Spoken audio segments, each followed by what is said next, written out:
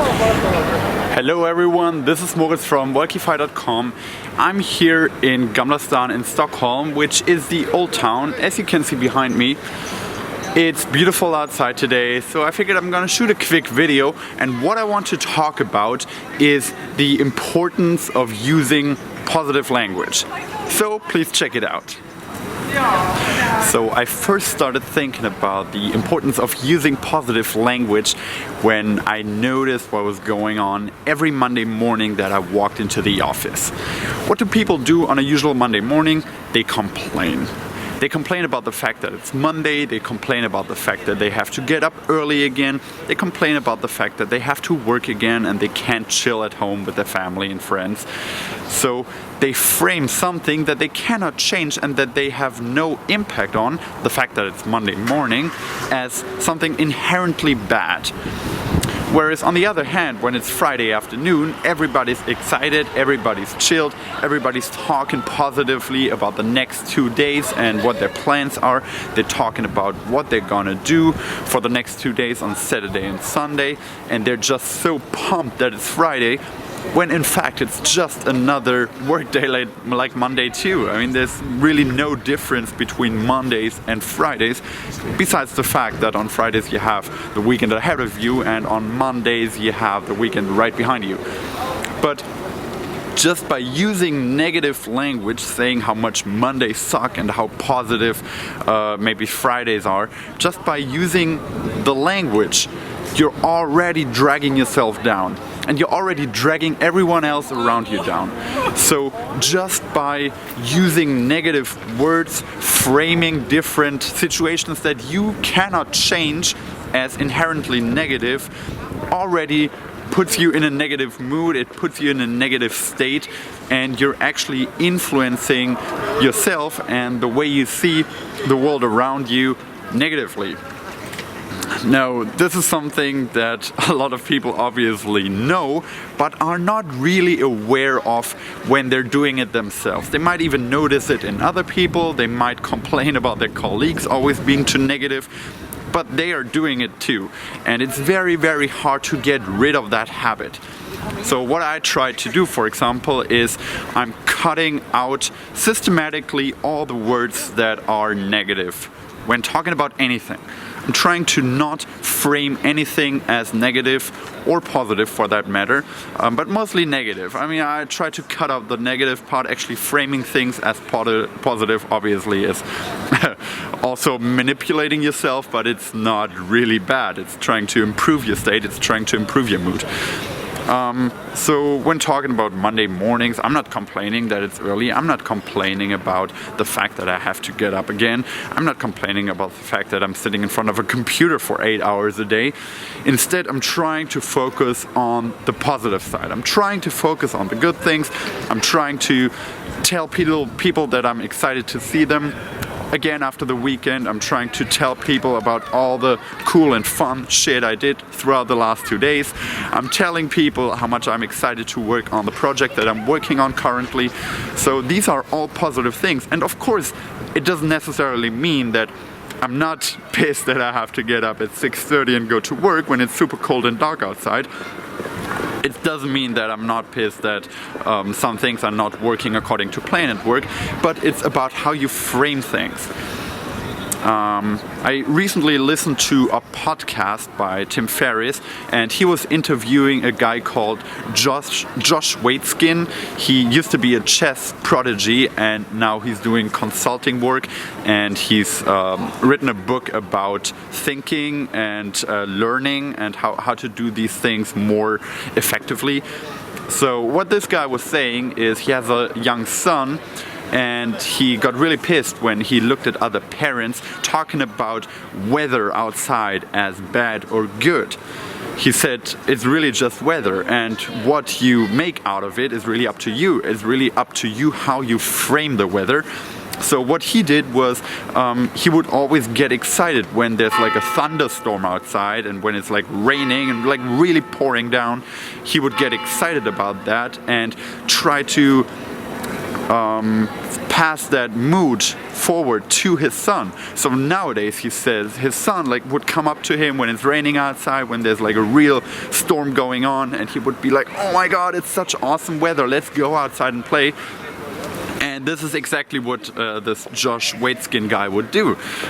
He would go outside, play with his kid in the rain, in the pouring rain, and they would have a blast. It would be a fun time because they framed the bad weather as something good. They framed it as something positive, and they framed it as something they get excited about, and thus their perception became their reality.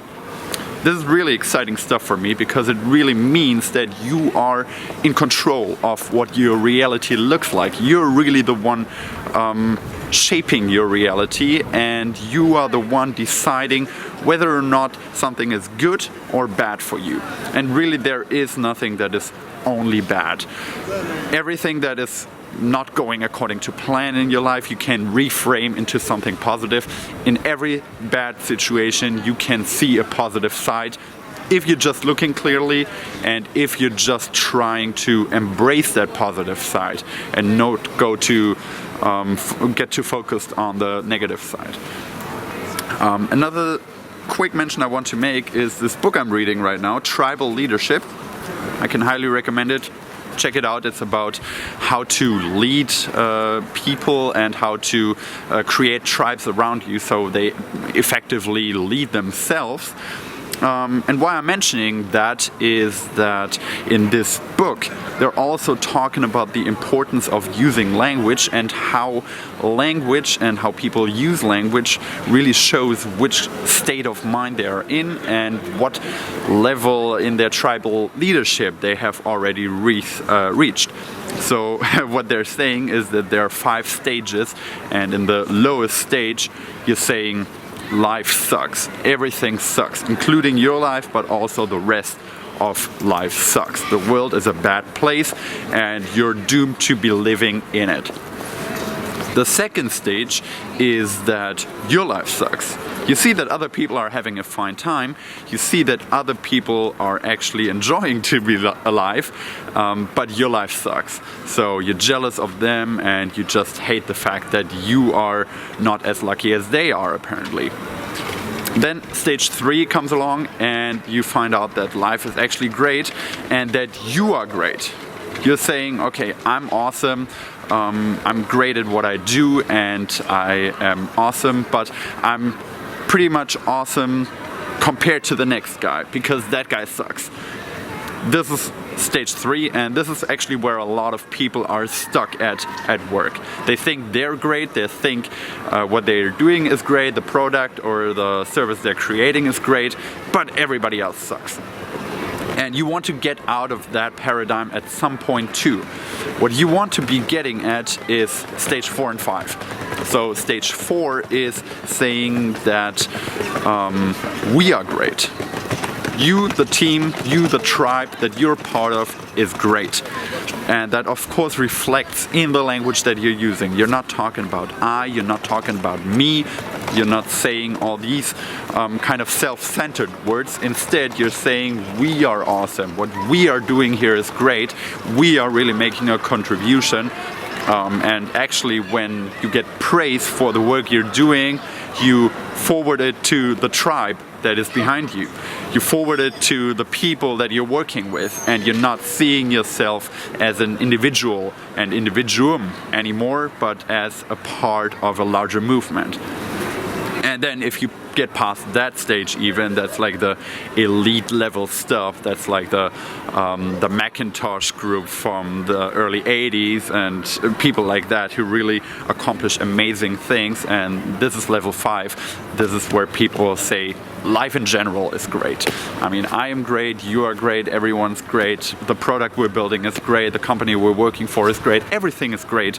And this again is reflected in the positive language they're using. It's not so much about what these people are doing. If you can follow me here, it's really about how these people represent themselves. It's about how these people see the world they're living in, and it's all reflected in the language they're using. So keep that in mind the next time it's Monday morning. I mean, for me it is tomorrow. And I really encourage you to think about the language you're using and how you're expressing your worldview, how you're expressing your perspective on things happening to you and around you, because that's really how your world is shaped, how people around you perceive you, and also how you perceive everything around you, including you. It's really all about the words that you're using. Make them as positive as possible. Cut out all the negative bullshit, leave it behind, and see how much your life will improve from that. Thanks for watching. Talk to you next time.